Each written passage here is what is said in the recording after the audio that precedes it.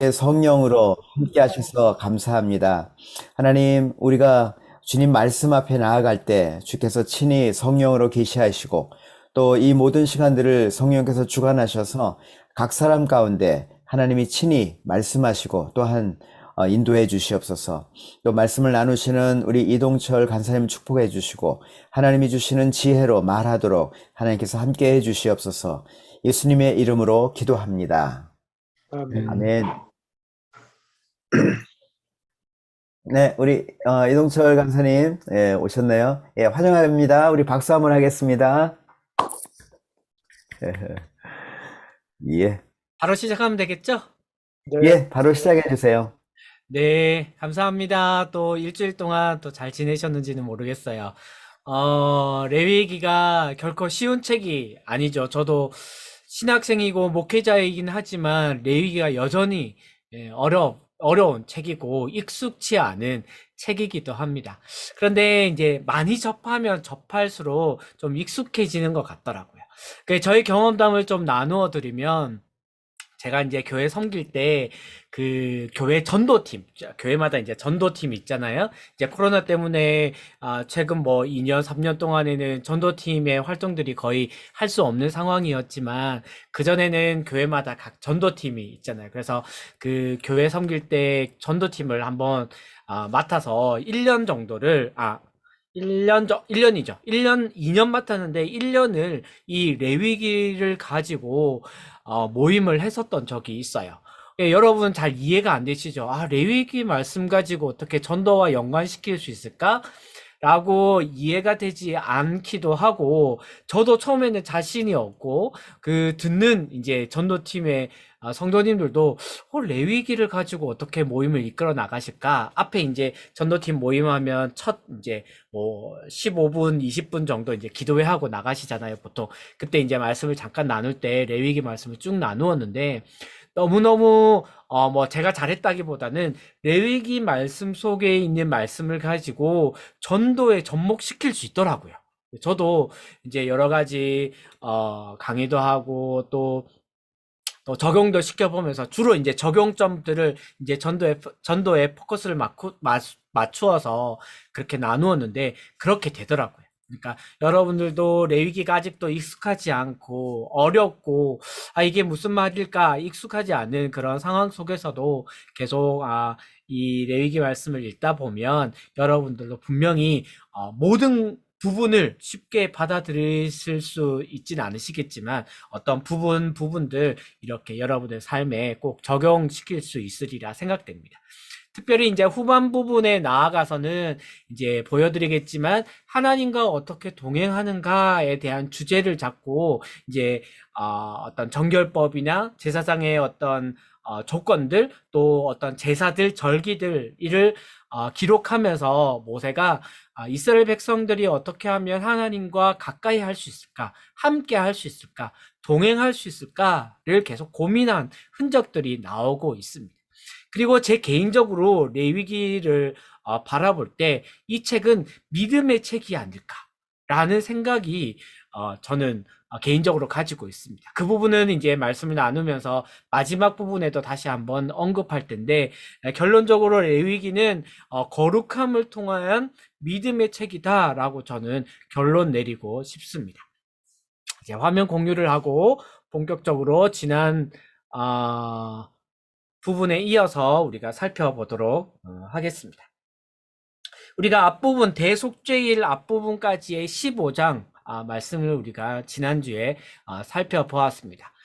저번 주에 잠깐 말씀드렸다시피 유대인들 또는 외국의 어떤 독특한 문학 구조라고 하는 카이아즘이라는 문학 구조가 레위기에는 적용되어 있다고 말씀드렸습니다. 그래서 가장 가운데 있는 대속죄일이 중심으로 해서 양쪽에 같은 주제를 가지고 계단처럼 이렇게 기록해 놓은 것들을 볼 수 있어요. 그래서 이제 오늘은 16장부터 17장에 있는 대속죄일에 대해서 한번 살펴보도록 하겠습니다. 그래서 이제 이 제사법과 제사장, 정결법, 대속죄일을 통해서 레위기 1장 1절에서는 아직까지 성막 바깥, 있는 모세의 모습들을 우리가 바라볼 수 있고, 이제 민수기 1장 1절, 그러니까 레위기를 통해서 어떤 정결법, 또 대속죄일, 절기, 규범 이런 것들을 다 행하고 나서 그 안식일, 즉 하나님의 임재 속에 들어가는 컨셉을 이 민수기 1장 1절을 통해서, 우리나라 말은 같은 회막에서라는 뜻이지만 원어나 영어를 살펴보면 이런 컨셉으로 이끌어 가신다는 사실을 우리는 볼 수 있습니다. 그래서 우리 대속죄일에 대해서 살펴보도록 하겠습니다. 제가 이 부분을 조금 바꾸었죠. 처음에 지난주에 드린 자료를 제가 쭉 살펴보고 일주일 동안 고민하다 보니 이제 마치 이것도 다른 구조가 있지 않을까, 중간 부분이 가장 중요한 부분이 아닐까라고 착각하실 그런 오해들이 생기더라고요. 그래서 대속죄일 16장과 17장에 있는 이 속죄일 부분들을 계속 이제 어떤 부분이 또 중요한 부분인가를 다시 한번 다른 방향에서 살펴보고 설명해 드리기 위해서 약간 이제 수정을 했던 부분입니다. 그래서 우리가 대속죄일에 대해서 살펴보면 이제 3절에 대상이 나오죠. 대상은 제사장과 모든 백성들을 향한 대속죄일입니다. 그러니까 이스라엘 백성, 즉 하나님의 백성이라면 누구나가 이 대속죄일에 어떤 영향을 받는다는 말씀이겠죠. 이것은 어떤 사람이 정한 것이 아니라 사람이 지키자, 어떤 것을 따르자, 이런 말이 아니라 하나님이 명령하신 거예요. 1년에 너희는 한 번 무조건 속죄를 드려야 된다. 이것은 영원히 지킬 규례야 라고 하나님이 말씀하고 있는 것이죠. 그래서 3절부터 5절까지는 이 속죄일 의식을 만들 준비를 합니다. 대제사장, 여기에서 자신이라는 것은 대제사장을 말하는 거예요. 대제사장이 자신을 위한 속죄 제물도 준비하고요, 또 백성을 위한 속죄 제물도 준비하고 번제 제물도 준비하고 여러 가지 목욕도 하고 세마포 옷을 입습니다. 그래서 대속죄 순서가 6절부터 이제 27절까지 쭉 나열되고 있는데, 이 대제사장은 대속죄일 날 3번을 들어가게 됩니다. 우리가 여기서 한 가지 질문을 가질 수 있겠죠. 히브리서에 보면 단번에 속죄를 드렸다고 나와 있는데 좀 뭔가 맞지 않는 부분 아닌가? 라고 우리가 생각해 볼 수 있겠죠. 그렇지만 히브리서에서 강조하는 것은 예수 그리스도가 십자가에 돌아가심으로써 우리의 모든 죄를 모두 한 번에 완벽하게, 완전히 라는 의미를 해서 단번에라는 것을 강조한 것이지, 실제로 이제 구약시대 레위기에서 대제사장이 속죄소, 즉 말하면 지성소에 들어간 것은 총 3번 들어갔다라고 여러분 생각하시면 될 것 같습니다. 그래서 신약에선 단번에라는 것을 강조하기 위해서 단번에라는 단어, 그러니까 완벽하게 예수 그리스도의 십자가를 통해서 우리 죄를 모두 사해졌다, 완벽하게 사하셨다라는 것을 강조하기 위해서 단번에라는 단어를 사용했다라고 여러분 기억하시면 되고, 구약에 있어서는 3번 들어갔다. 그래서 완전하게 모든 이스라엘 백성들의 죄를 사하게 되었다라고 기억하시면 될 것 같습니다. 첫 번째 지성소에 들어갈 때는 대제사장이 향로를 가지고 들어가요. 그래서 그 향로를 그 지성소 안에 놓고 나옵니다. 그러면 향로에서 이제 연기가 막 피어오르겠죠. 왜냐하면 대제사장이 나중에 들어갔을 때 자기의 죄를 들고 또는 백성들의 죄를 들고 갔을 때 언약궤를 바로 바라보게 되면 자기가 하나님의 임재, 하나님의 영광 때문에 대제사장이 바로 죽을지도 모른다는 하나님의 명령, 또 하나님의 임재 때문이라고 생각됩니다. 그래서 증거궤의 속죄소를 가리기 위해서 첫 번째로 들어간 모습들이 나오고요. 두 번째 지성소로 들어갈 때는 대제사장이 자신의 죄를 가지고 들어갑니다. 대제사장도 죄를 짓지 않는 사람이 아니잖아요.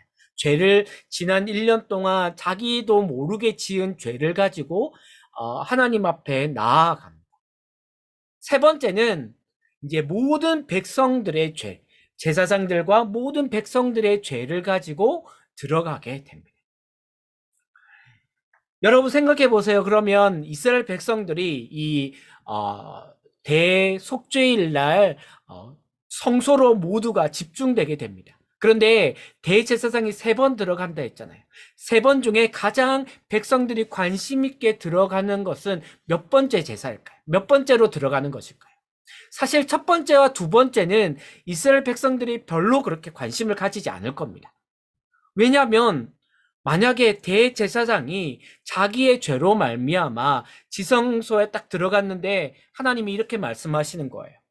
아, 너 대제사장 지난 1년은 너 너무 많은 죄를 저질렀어. 내가 죄를 사해 줄 수 없구나. 라고 말씀하시면 어떻겠어요? 대제사장 그 자리에서 죽게 되는 겁니다. 자기의 죄로 말미암아. 그런 일이 일어나겠죠. 그런데 백성들의 입장에서는 아유 뭐 대제사장이 죽는데 나 아니면 돼. 라는 생각들을 가지고 있겠죠. 첫 번째는 뭐 전혀 향로를 피우는 거니까 상관없고, 두 번째도 자기 일 아니니까 어쩌면 그렇게 큰 관심을 가지지 못할 거예요. 근데 세 번째는 어떻게 해요? 세 번째 대제사장이 모든 백성의 죄를 들고 지성소 안으로 이제 들어간다고 생각해 봅시다. 만약에 들어갔다가 이제 무사히 나오게 되면 어떻게 될까요? 아, 백성들은 아, 나의 죄가 사함받았구나 라고 생각할 수 있겠죠. 그런데 지성소에 딱 들어갔는데 나오질 않는 거예요. 사람들은 어떻게 생각하겠어요? 유대인들의 문헌에 보면 보통 그 지성소에 대속죄일 날 지성소에 들어가면 대제사장이 30분에서 40분 정도 머물렀다라고 기록하고 있습니다. 그런데 백성들이 모여 있는데 대제사장이 세 번째 딱 들어갔는데 나오질 않는 거예요. 30분이 지났어요. 40분이 지났어요. 그러면 백성들의 마음은 어떻게 될까요? 서로 이야기했겠죠. 야, 대제사장 어떻게 된 거냐? 야, 하나님이 너무 말씀을 많이 하시는 거 아니야? 야, 혹시 죽은 거 아니야? 백성들이 서로 수근수근 거리겠죠. 그럼 백성들 중에 이제 사람들이 말하겠죠. 야, 너 잘 듣잖아. 옆에서 좀 들어봐. 제사장이 지금 왔다 갔다 하고 있어? 소리가 들려? 좀 가까이 다가가 봐. 물론 제사장들이 그 성막을 두르고 있어서 가까이 다가갈 수는 없지만, 그럼에도 불구하고 귀 밝은 이스라엘 백성들 중에 몇 사람이 막 이제 귀를 기울였을 거예요. 그런데 사실 모래 위에 있잖아요. 광야에서 있기 때문에, 모래 위에 있기 때문에 소리가 거의 안 들릴 겁니다. 아, 좀 조용히 해. 안 들리잖아. 야, 제사장 죽은 거야. 야, 너 조용히 해. 온갖 말들이 난무했을 거예요. 그런데 한참이 지나고 대제사장의 발이 그 지성소에서 딱 나오는 순간 백성들의 마음은 어떨까요? 야, 우리 죄가 사함받았고. 아니면 안 나오고 대제사장이 그 안에서 죽었으면 어떤 일이 벌어질까요?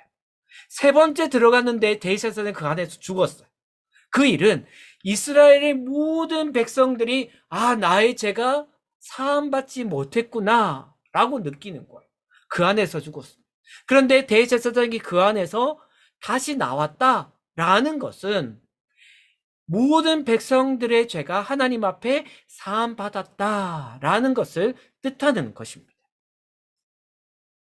그래서 이제 이 부분들이 이제 이지용 간사님이 이야기하는 것입니다. 그래서 우리가 다시 살펴보면 이제 첫 번째, 두 번째, 세 번째가 들어갔다 했죠. 세 번째가 가장 중요합니다. 모든 백성들의 죄 때문에 들어갔기 때문이죠. 그런데 제사장이 그 안에서 죽으면 어떻게 될까요? 죄가 사함받지 못한다는 것을 말하겠죠. 안 된다는 것을 말합니다. 대제사장이 살아서 나오면 그 자체로 어떻습니까? 아, 나의 죄가 사함받았구나 라는 것을 말하는 것이죠. 이 컨셉이 바로 예수님의 부활과 연결됩니다. 우리가 구원을 받았다는 사실을 어떻게 알 수 있을까요? 뭐 어떤 이마에 뭐가 새겨지는 것도 아니에요. 어떤 세상처럼 어떤 증서를 주는 것도 아니에요. 그러면 우리가 그것을 무엇으로 우리가 믿을 수 있고 그 증표를 얻을 수 있을까요? 그것은 예수님이 십자가에 돌아가시고 부활하셨다는 것으로 우리는 알 수 있는 것입니다. 보면 예수님이 금요일 날 십자가에 죽으셨습니다. 만약 이때 예수님이 죽고 나서 부활하시지 않고 얘들아 잘 있어 나 이제 하늘나라로 가 하나님 곁으로 가 라고 말씀하시면 어떤 일이 벌어질까요? 만약에 이 대속죄일의 컨셉에 따르면 대제사장이 안에서 그냥 죽은 것과 같아요.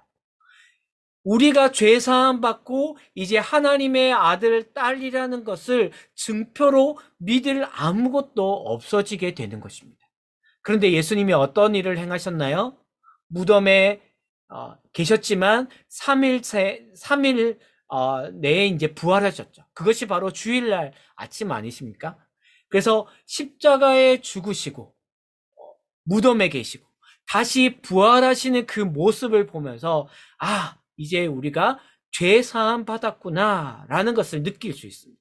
그래서 구원이라는 것은 예수님이 십자가에 죽으시는 것도 중요하지만 부활하시고 죽음을 이기시고 부활하신 그 사건을 우리가 믿음을 통해서 우리가 구원받았구나 라는 것을 완성할 수 있다는 것입니다. 여러분 이제 신약에 들어가면 아마 그 배경을 들으실 때 이 부분들을 많이 혹시 언급하는 강사님들이 있을지 모르겠어요. 그때 신약 시대의 헬라 문화 또 이방 종교들에 있어서는 예수님을 완벽한 100% 신이지만 인간으로 여기지 않는 그러니까 이단들도 있었고 또는 완전한 인간이지만 신으로 인정하지 않는 이단들도 있었습니다. 이러한 사람들에게 완벽한 하나님, 완벽한 인간, 100%의 신과 100%의 인간으로서 우리는 이해하지 못하지만 인정할 수 있는 것이 바로 예수 그리스도의 죽으심과 부활이거든요.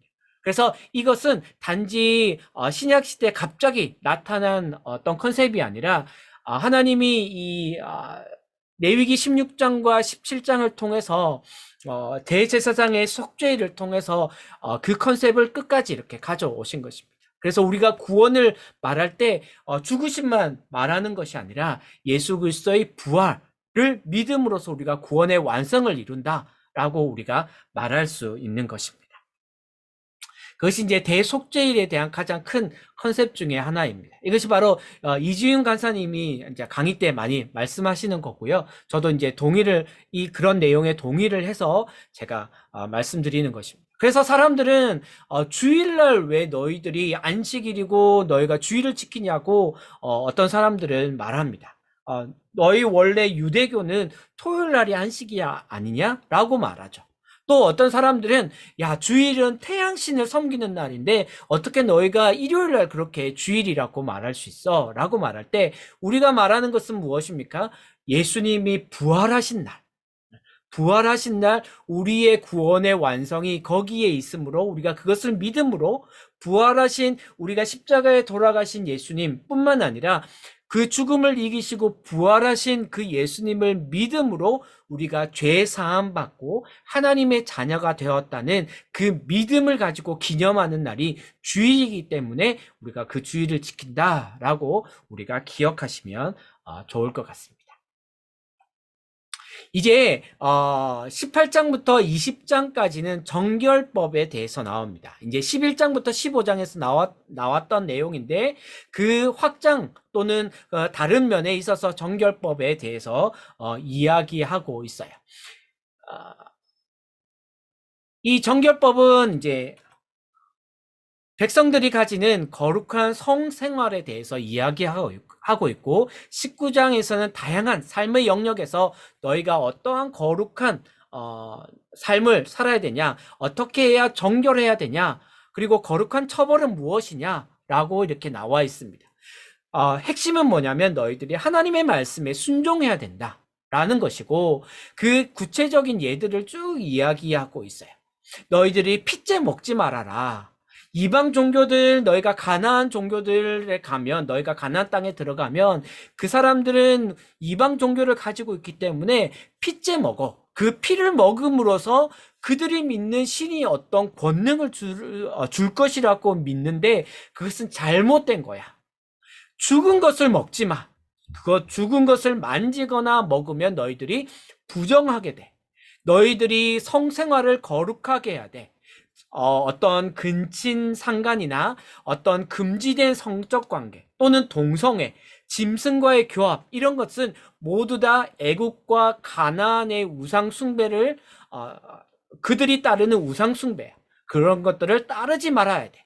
그렇지 않으면 너희들도 가나안 땅 사람들이 쫓겨나는 것처럼 진멸을 당한 것처럼 너희들도 똑같이 당할지도 몰라 라고 거룩한 처벌에 대해서 이야기를 하고 있는 부분이죠. 그렇게 정결법에 대해서, 그러니까 이것은 일반인들의 정결법에 대해서 얘기하고요. 이제 21장과 22장에서는 제사장이 지켜야 될 삶의 기준들에 대해서 이야기하고 있어요. 8장부터 10장까지는 이제 제사장의 위임식, 제사장이 어떤 거룩한 생활을 해야 되는가를 말했다면 이 21장부터 22장까지는 제사장이 어떠한 삶의 기준을 가지고 지켜야 되는가를 이제 말씀하고 있는 것이죠. 그래서 좀 더 구체적으로 살펴보면 이 부분에는 제사장이 어떻게 장례가 났을 때 어떻게 행동해야 되고 결혼을 어떻게 해야 되고 어떤 신체적 조건은 무엇이고 어떤 음식을 먹어야 되고 어떤 음식은 먹어야 되지 않는지 거룩한 제물은 무엇인지에 대해서 구체적인 삶의 기준들을 이제 나타내고 있습니다. 예를 들어서 좀 살펴보면 이런 것입니다. 21장에 보면 일반 제사장들은 부정한 창녀나 이혼당한 여인과는 결혼이 안 된다라고 나와 있어요. 일반인들은 이혼당한 여인과의 결혼을 허용되거든요. 그런데 제사장은 안 돼라고 말씀하고 있어요. 또 제사장의 딸이 행음하면 그 딸을 불에 태워 죽여야 돼 라고 나와 있어요. 끔찍하죠. 제사장의 딸이 행음하면 그 수치로 인해서 불에 태워 죽여야 돼 라고 나와 있어요. 이유가 나와 있어요. 딸의 수치스러움은 단지 딸 자체만의 수치스러움이 아니라 아버지인 제사장의 수치스러움이 되고 그것은 나아가서 하나님을 수치스럽게 하는 행위로 나아간다는 것입니다. 즉 제사장은 어떤 자신의 행동 하나하나가 하나님과 계속해서 연결되어 있다는 거예요. 단지 나 자신 개인의 삶의 어떤 행동들이 아니라 그 모든 행동들은 하나님의 영광을 나타내고 하나님의 본을 보이는 삶을 살아야 된다라고 이야기하고 있는 것입니다. 또 다른 예는 이것입니다. 대제사장일 때 장례식에 참석하는 어떤 규례들입니다. 너는 가족이 또는 부모가 장례를 그러니까 돌아가시더라도 너는 머리를 풀면 안 돼. 옷을 찢으면 안 돼. 우리가 유대 사회도 마찬가지지만 우리나라도 부모님이 돌아갔을 때 가장 물론 자녀도 있지만 가장 슬픈 어떤 순간들을 시간들을 보내잖아요. 그런데 일반인들은 그렇게 다 할 수 있지만 대제사장은 그렇게 하지 말라는 거. 슬픔을 표현하지 말라는 겁니다. 자신의 부모의 사체에 손도 못 대게 해요. 왜냐하면 부정케 되니까. 대제사장의 부정함은 하나님의 부정까지 이어지게 된다는 것입니다. 너는 부모님이 돌아가시더라도 너 성소에서 나오지 마. 장례식도 치르지 마. 라는 엄격한 규칙들을 이야기하고 있는 것입니다. 왜 그럴까요? 우리가 왜 그렇게 하나님이 이 일반인들과는 달리 제사장 또는 대제사장의 이런 규례들을 엄격히 이야기하고 있을까요? 이 왜 일반인과는 다른 높은 삶의 기준을 이야기하고 있을까요? 그 이유는 바로 이 대제사장이 하나님의 임재, 가까이에서 일하기 때문입니다. 물론 일반인들도 늘 정결한 삶을 유지하면서 하나님과 동행하는 삶을 살지만 특별히 이 제사장들, 대제사장들은 하나님의 그 성소 가장 가까이에서 그리고 성소 안에서 그렇게 늘 함께 하기 때문에 가까이에서 일하기 때문에 하나님의 영광 가운데 있다는 것입니다. 이것이 단지 구약 또는 레위기에 국한될 뿐일까요? 아니요. 베드로전서 2장 9절에 우리 말씀을 잘 알고 있죠. 너희는 택하신 족속이요 왕 같은 제사장들이요 거룩한 나라요 그의 소유된 백성이니 라고 말씀하고 있어요. 택하신 족속, 거룩한 나라, 소유된 백성 이런 것들은 모두 우리의 정체성을 말하는 것입니다. 너희 정체성이 뭐냐? 너희들은 택함 당했다. 내 소유다. 너희들은 거룩한 나라야. 라고 하나님이 말씀하시고 특별히 너희의 직분이 뭐냐라고 이야기를 할 때 정체성이 아닌 직분에 대해서 얘기할 때 제사장이다라고 이야기하고 있습니다. 일반인과는 다른 것이죠. 신약 시대에 들어와서 너희들은 나를 모두 가까이 하고 너희 마음 안에 너희 심령 안에 내가 너희와 거하고 너희 안에 거하기 때문에 너희들은 제사장의 직분을 가지고 있어. 우리가 왕 같은 왕을 얘기할 수도 있겠지만 왕보다는 우리의 직분은 제사장에 가깝습니다. 하나님과 늘 가까이 하고 함께 동행하는. 그래서 우리가 정결함을 유지해야 되는 이유, 우리가 거룩함을 늘 사모하고 하나님의 은혜를 구해야 되는 이유, 하나님 우리가 거룩한 삶을 늘 살고 싶습니다 라고 늘 우리가 기도해야 되는 이유는 뭐냐면 우리가 제사장이기 때문이죠. 왜냐하면 하나님의 우리의 직분을 그렇게 말씀하셨기 때문입니다. 이제 마지막에 이제 3장부터 27장까지는 제사법에 대해서 나옵니다. 절기와 기념일. 처음에 1장부터 7장까지는 어떤 제사들, 5가지 대표적인 제사들에 대해서 설명하고 있다면 이제 마지막 23장부터 27장까지는 어떤 절기들, 기념일 이런 것들을 계속해서 이야기하고 있어요. 특별히 23장부터 25장까지 쭉 제사법에 대해서 특별히 절기에 대해서 이야기하고 있는데 우리가 특별히 23장을 절기장이라고 불러요. 왜냐하면 여기에 절기들이 쭉 나열되어 있기 때문이죠. 그런데 여기에서 강조되고 있는 문구가 있습니다. 그것은 바로 여호와의 절기들이라는 것이죠. 나의 절기들이라고 말하면서 성회로 공포할, 즉 모든 이스라엘 백성들, 사실은 이스라엘 백성들뿐만 아니라 지나가는 나그네, 이방인, 너희들과 함께 거하기를 원하는 모든 이방인들까지 포함한, 즉 이스라엘 백성과 함께 살고 하나님을 믿고자 하는 모든 사람들이 지켜야 할 하나님의 절기들이라고 이야기하고 있습니다. 그리고 그것은 정한 때에 너희가 여호와의 절기를 너희가 공포하고 지켜야 된다라고 계속 강조하고 있는 것이죠. 그런데 이 절기들은 사실 다른 민족, 우리나라도 절기가 있잖아요. 설날이라든지 어떤 추석이라든지 이런 절기들이 있는데 절기들과의 차이점이 있어요. 이스라엘 절기들은 하나님이 직접 먼저 제정하세요. 그리고 사건과 절기의 순서가 달라요. 예를 들면 여기에 나와 있듯이 우리나라를 포함해서 대부분의 민족의 절기들은 뭐냐면 어떤 사건이 먼저 일어나요. 그리고 그것을 기념하기 위해서 절기가 생기죠. 3월 1일 날 대한독립 만세가 사건이 일어났죠. 그것을 기념해서 3.1절. 또 8월 15일 날 우리가 일제로부터 해방된 날을 기념하기 위해서 광복절이라는 기념일을 우리가 만들었어요. 그런데 어때요? 이스라엘 절기는 하나님이 먼저 절기를 먼저 말씀하세요. 이날은 6월절이야. 그리고 6월절은 이러한 일이 일어날 거야 라고 말씀하시죠. 6월절에 먼저 출애굽기 12장 11절에서 이날은 유월절이야 라고 말하고 그 일어날 일들을 29절부터 30절까지 이야기하고 있는 거죠.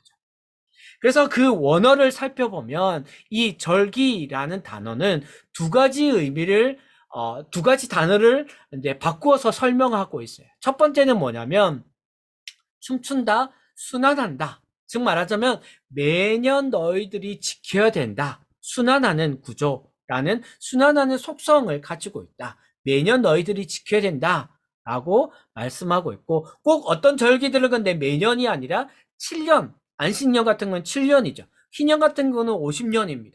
이렇게 순환적으로 지켜야 되는 절기들이라고 단어를 쓰고 있고요. 또 하나는 모에드라는 단어를 또 이 절기에 쓰고 있어요. 이것은 하나님이 특별하게 정하신 시간이에요. 히브리어는 어떤 단어들은 반드시 주어가 정해져 있는 단어들이 있어요. 예를 들면 창조하다라는 단어는 하나님이 주어가 되어야 됩니다. 사람이 주어가 되는 경우는 극히 드물어요. 대부분 창조하다라는 단어 앞에는 사람이 주어가 됩니다. 대부분의 단어들은 그렇지 않죠. 어떤 동사나 다른 단어들은 주어가 달라질 수 있어요. 때로는 신이 될 수 있고 하나님이 될 수 있고 사람이 될 수 있고 정해진 게 없습니다. 그러나 히브리어 단어들 특별한 몇 단어들은 하나님만이 주어가 되는 단어들이 있어요.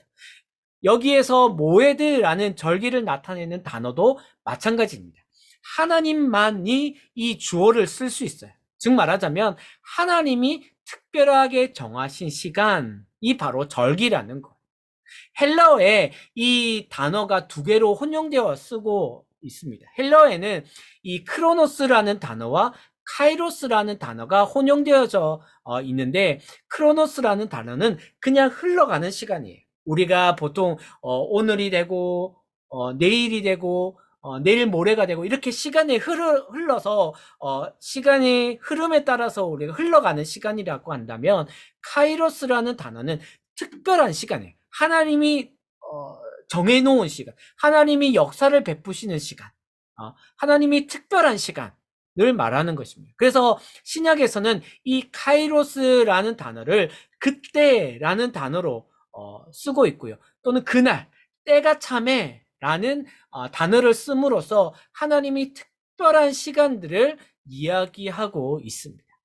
그래서 이제 유대력을 보면 우리가 성경을 쭉 읽다 보면 참 헷갈리는 부분들이 많아요. 왜냐하면 우리가 쓰고 있는 태양력 또는 유대력 안에서도 민간력이 있고 종교력이 있고 또 여러 가지 시대에 따라서 또 다른 어떤 단어를 쓰기 때문에 우리가 많이 헷갈립니다. 그래서 여러분 인터넷에 찾아보셔도 유대력 이렇게 찾아보셔도 많은 자료들을 얻으실 수 있을 거예요. 그들의 시작은 7월, 우리가 말하는 7월부터이죠. 그래서 7월 1일을 그들을 신년이라고 부르고요. 7월 10일을 속죄일, 여기는 대속죄일이죠. 대속죄일을 7월 10일 날 합니다. 우리 오늘날의 태양력으로는 약 한 9월 초반, 9월 중반쯤 되는 시기를 가리킵니다. 어떤 유대 민간력으로는 티슈리라고 부르기도 하죠. 그래서 제가 색깔에 따라서 이렇게 했는데 여러분 나중에 이 부분들은 좀 참고하면서 수전절이 언제였더라 또는 성경을 읽다 보니 기슬르라는 단어가 나오면 이 표를 좀 참고해 보셔서 이렇게 찾아보시면 좋을 것 같습니다. 그래서 금식일이 언제고 유월절이 언제고 이러한 부분들을 우리가 이 달력을 통해서 우리랑은 다 많이 다르기 때문에 쉽게 우리가 뭐 기억하기도 어렵고 그래서 우리는 이 표를 보면서 여러분 하시면 되겠습니다. 저도 이제 성경책에 아까 어떤 분도 이제 어떤 요약본을 성경책에 끼워 놓는다고 했는데 저도 이제 유대력 부분들은 또는 성경의 어떤 뭐 배경 지식 부분들은 성경에 다 붙여놓고 이렇게 때때마다 성경을 읽을 때마다 또는 모르는 부분이 나올 때마다 이렇게 뒤적거려서 그 자료를 찾고 합니다. 조금씩 우리가 살펴보면 이제 23장부터 조금 더 구체적인 날들이 나오게 됩니다. 맨 먼저 등장하는 것이 바로 안식일입니다. 그런데 안식일은 우리가 출애굽기도 나오고 신명기에도 나오고 이제 십계명들이 나오거든요. 그런데 이 다른 부분들은 변하지 않는데 안식일 부분들이 이 출애굽기에 나오는 안식일의 개념, 의미들과 신명기에 나오는 안식일의 그 의미가 달라요. 변형되게 나옵니다. 완전히 다른 것은 아니지만 그 지키고자 하는 그 의미가 다른데 출애굽기 20장에서는 너희들이 안식일을 지킬 때 어떤 의미로 지켜야 되냐라고 할 때 그것은 창조적인 기념일. 즉 말하자면 하나님이 창세기 1장 1절에서 말하는 첫째 날부터 여섯째 날까지 하나님이 천지를 창조하시고 일곱째 날에 안식하셨다라고 말씀하시잖아요. 그래서 이 6일 동안에 만든 것이 완전하기 때문에 7일에 안식한다 이렇게 개념을 잡고 있어요. 창조가 완성되고 완벽하고 완전하는 것을 기념하기 위해서 안식일의 개념을 잡았다면 신명기에서는 너희가 출애굽한 날, 즉 말하자면 너희가 구원받은 날을 너희가 기념으로 삼고 너희가 안식일을 잡아야 된다라고 이제 말씀하고 있습니다. 왜냐하면 이게 원독자들을 살펴보면 알 수 있습니다. 원독자들은 지금 불과 2년 전에, 2년도 채 안 되죠. 출애굽을 해서 시내산에 지금 머물고 있는 사람들이에요. 출애굽한 사람들의 신분은 뭐였나요? 어떤 높은 지위에 있었나요? 명예가 있었나요? 많은 돈을 가졌나요? 아니죠. 그들은 노예였습니다. 태어날 때부터 노예였고 뼛속까지 노예의 신분과 정체성을 가지고 살아온 그 민족이었어요. 그런데 하나님이 그들을 선택하고 그 약속에 따라서 출애굽시키셨죠. 그들에게 있어서 안식이라는 것은 전혀 이해하지 못하는 개념이었어요. 지난주에도 제가 말씀드렸지만 몸이 아프고 어떤 일이 생긴다 해서 자기가 일하는 것을 자기 마음대로 쉴 수가 없어요. 쉬려면 죽어야 됩니다. 그것이 바로 노예 신분이에요. 그런데 그들에게 너희가 이제 출애굽받았고 그것이 구원받은 것을 기념하기 위해서 너희가 7일마다 쉬라는 거예요. 너희가 구원받았다는 것을 너희가 가슴 깊이 새기고 너희가 이제 노예로서의 삶이 아니라 하나님의 거룩한 나라, 너희가 택하신 민족, 너희가 택하신 백성으로서의 구원받은 백성으로서 너희가 이제 살아야 된다라는 것을 기념하기 위해서 안식일을 이야기하는 것입니다. 그리고 말씀하시는 것이 너희가 아무 일도 하지 마. 그들에게 삶에 있어서는 그들의 생각에 있어서는 도저히 이해하지 못할 개념이었을 거예요. 야, 아무 일도 안 하고 어떻게 살지? 라고 어쩌면 생각할지도 몰라요.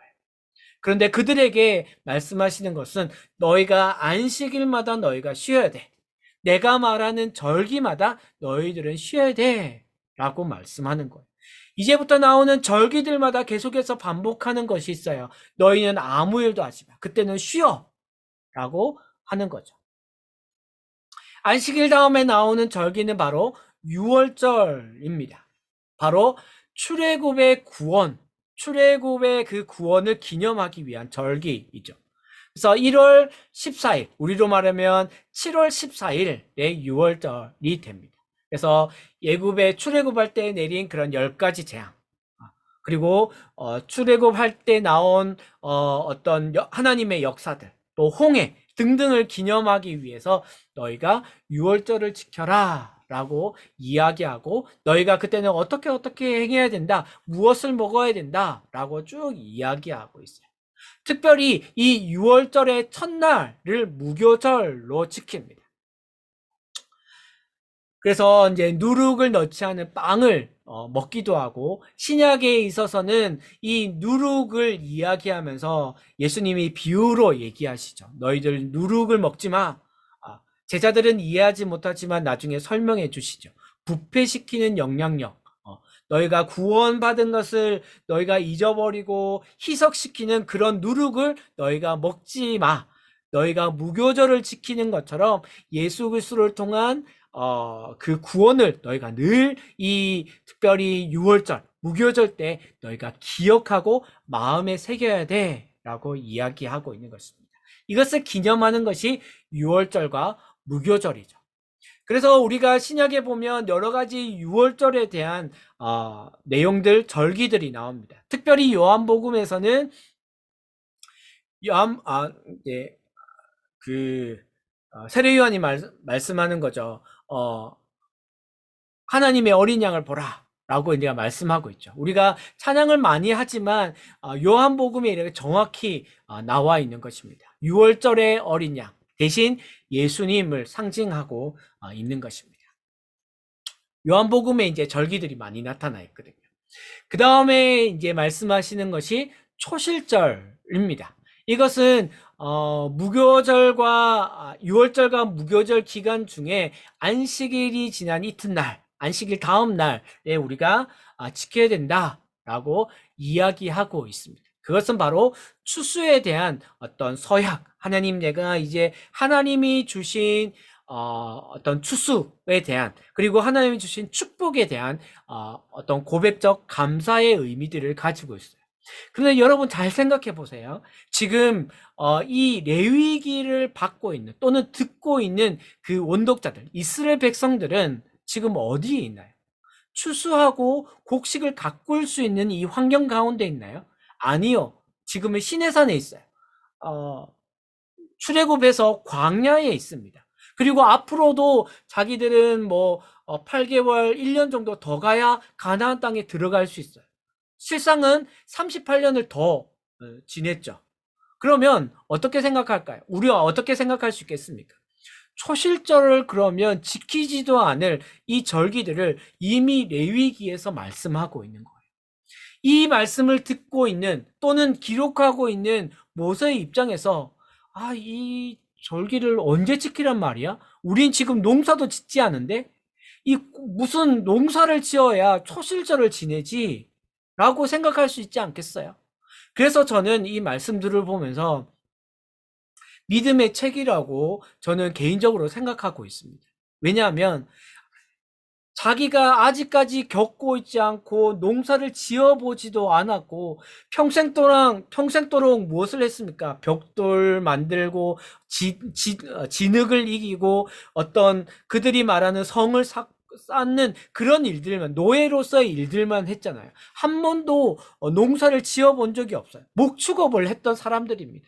농사를 지어보지 않았는데 그들을 향해서 농사를 짓고 그들에 대한 소실 또는 어떤 추수에 대한 이야기를 한다라는 것은 바로 이스라엘 백성들이 우리가 이제 가나안 땅에 들어가서 우리가 농사를 짓고 추수를 할 수 있겠구나 라는 믿음을 주는 것이죠.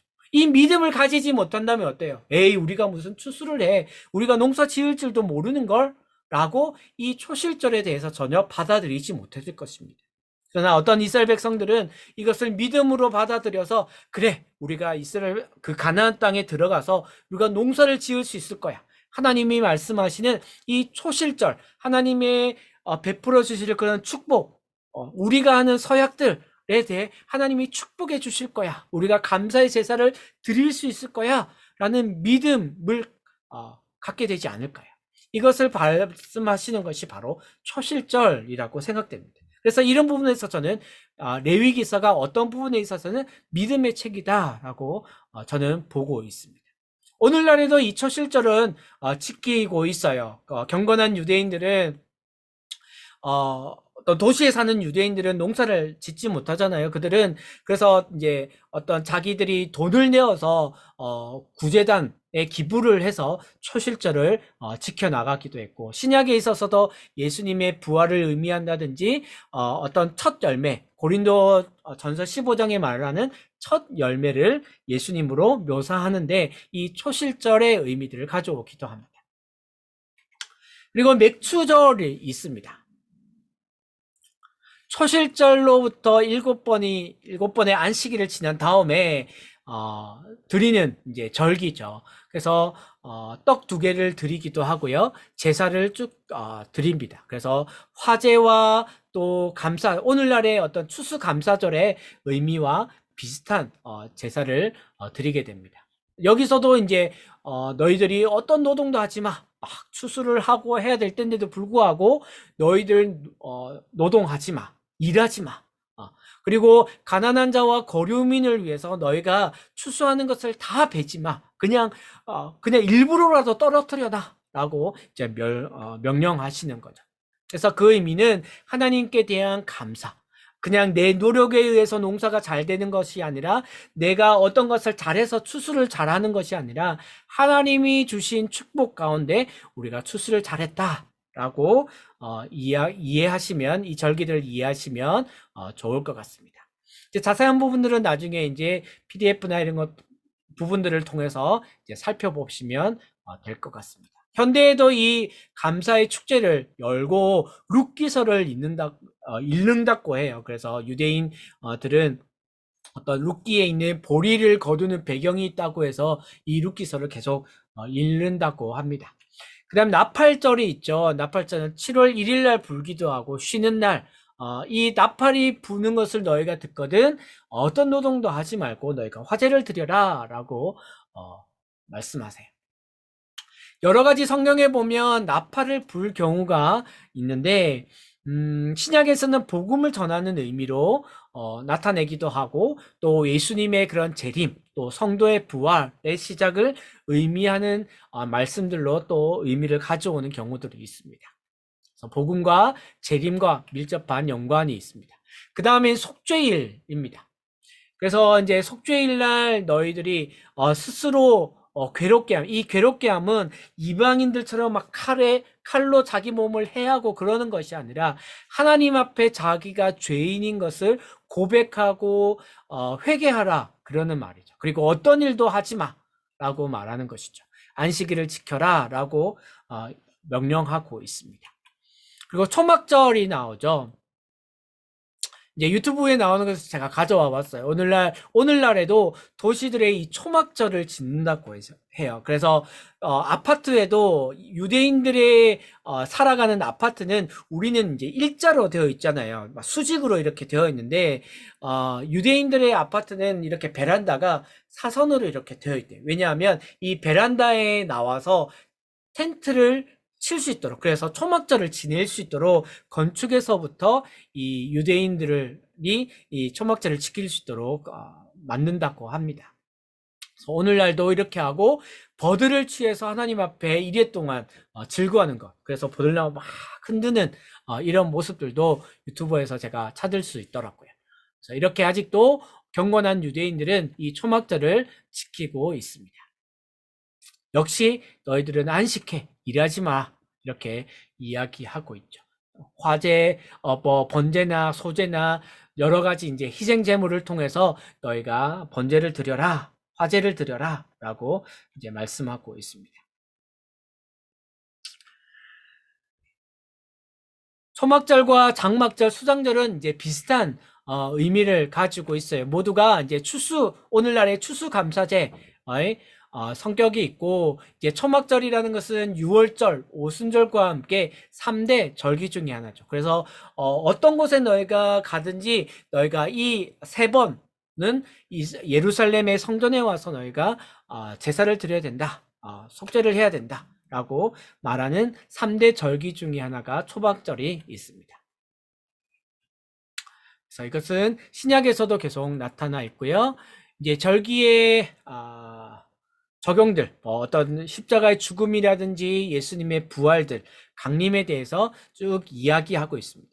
이런 절기들을 볼 때, 그 다음에 이제 나타나는 것이 25장에 나타나는 안식년과 희년의 개념이에요. 저는 이 부분을 보면서도, 이것을 믿음으로 취하지 않으면 이 말씀을 지키기 힘들겠다라는 생각들을 했습니다.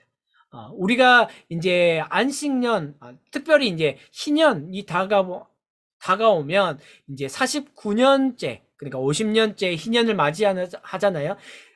그 49년째가 안식년입니다. 7년마다 안식년을 가지니까 49년째는 안식년이 돼요. 즉 안식년이 되면 아무것도 안 합니다. 농사도 안 지어요. 그런데 50년째는 또 희년이에요. 농사를 지으면 안 됩니다. 그 다음에 농사를 짓거든요. 즉 말하자면 49년째 안식년이 되면 그 전에, 그러니까 48년째 농사를 지었던 그 음식을 먹겠죠.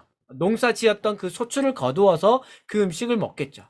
그런데 희년 때는 그 전에 농사를 지었나요? 안 지었어요. 51년째 농사를 짓기 때문에 소출이 없어요. 희년 때 농사를 지었나요? 아니죠. 그러면 이스라엘 백성들이 어떻게 생각할까요?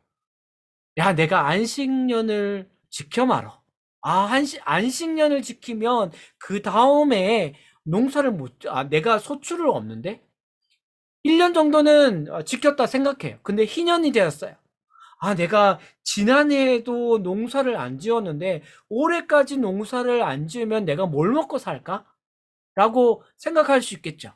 그런데 하나님이 안식년과 희년을 말씀하시면서 하신 말씀이 뭐냐면, 얘들아, 너희가 49년째 너희는 안식년을 지키게 될 거야. 그리고 50년째가 되면 희년을 지켜. 그리고 51년째 다시 소출이 없지만 너희가 농사를 짓겠지?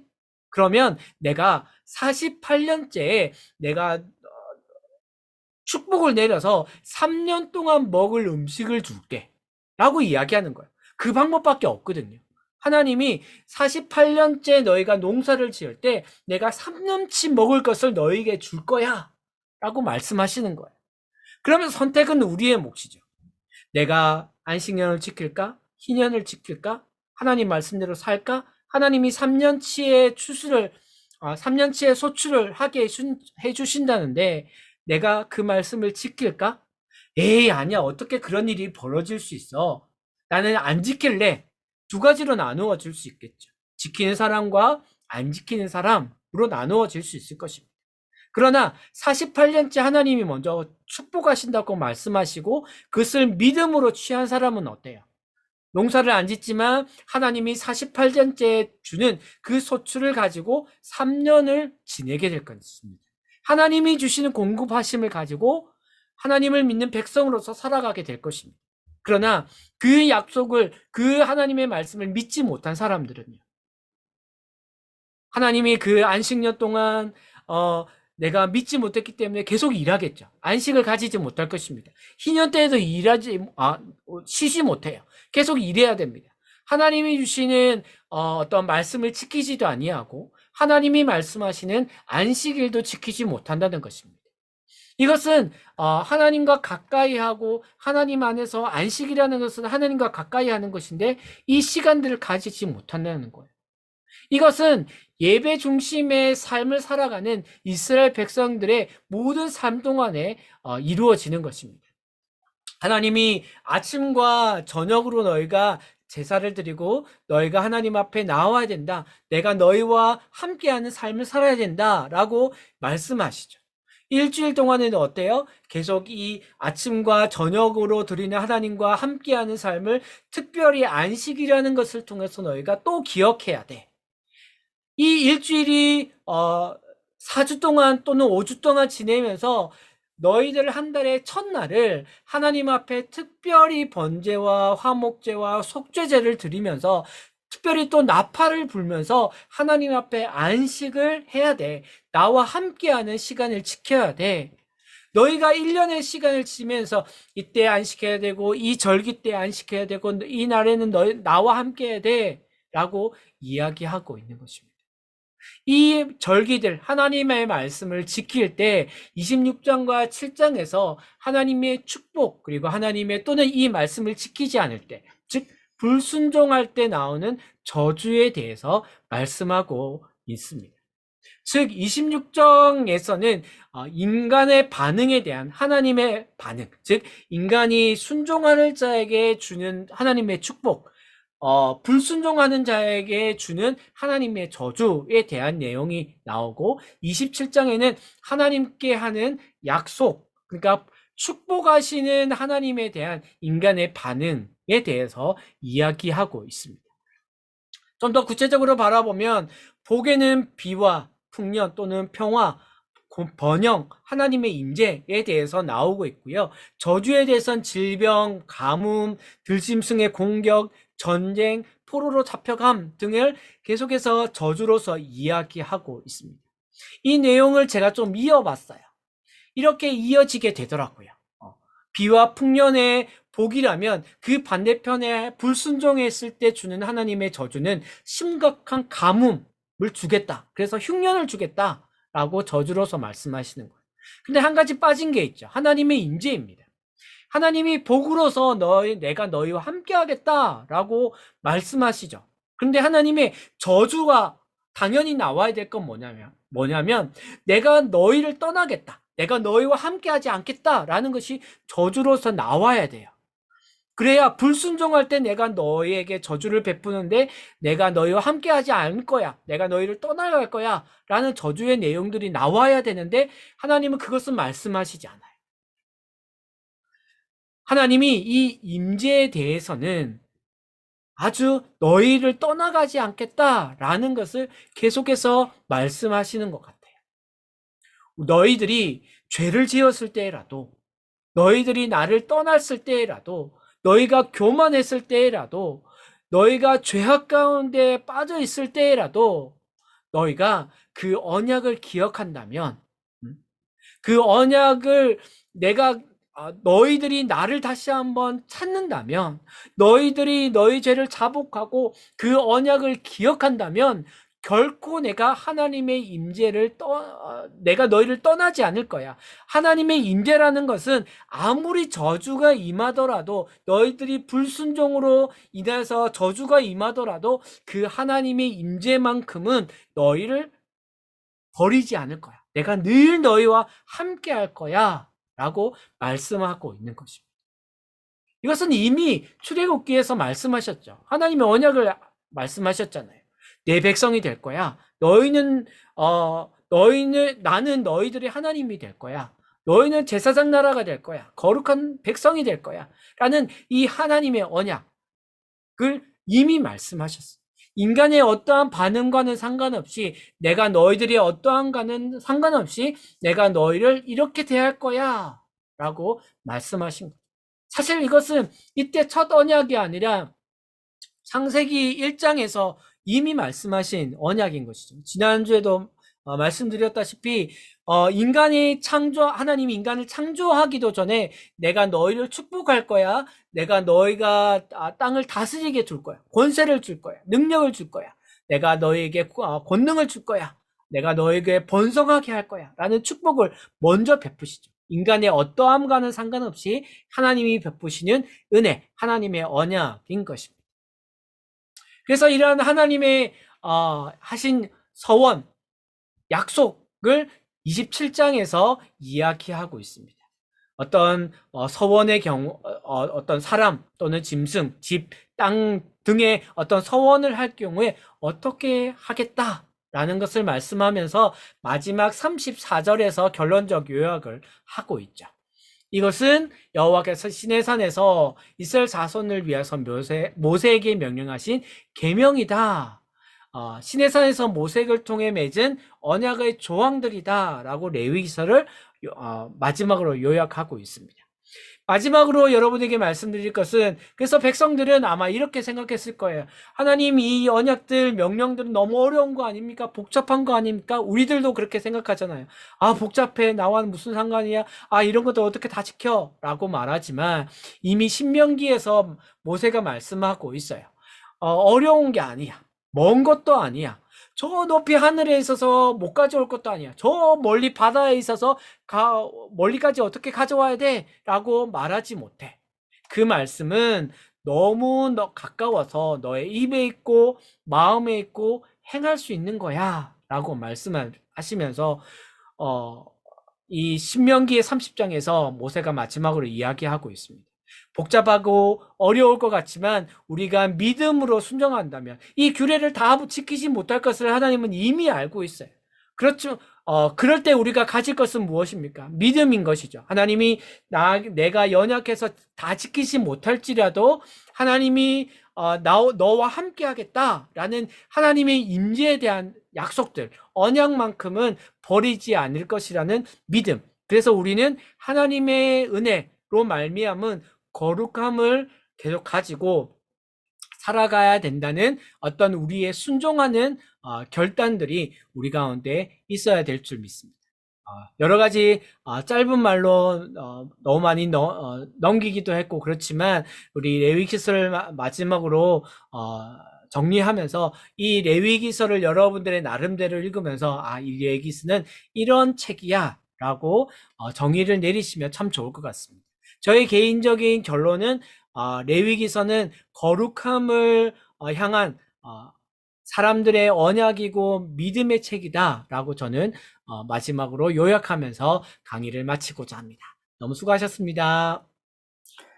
예, 감사합니다. 아이고, 너무너무 수고하셨습니다. 네, 이 레위기 말씀 사실 어렵지만 사실 우리가 마음을 열고 하나님의 관점으로 보면 그렇게 어려운 이야기들이 아닐 거라고 생각합니다. 오늘 강사님을 통해서 여러 가지 더 저에게는 저 개인적으로 하나님이 주신 말씀도 있고 너무 감사합니다. 예, 지난주, 이번주 수고해 주신 우리 이동철 간사님께 우리 감사의 박수 한번 할까요? 네, 예, 너무너무 감사합니다. 네, 고맙습니다. 수고하셨습니다. 예, 고맙습니다.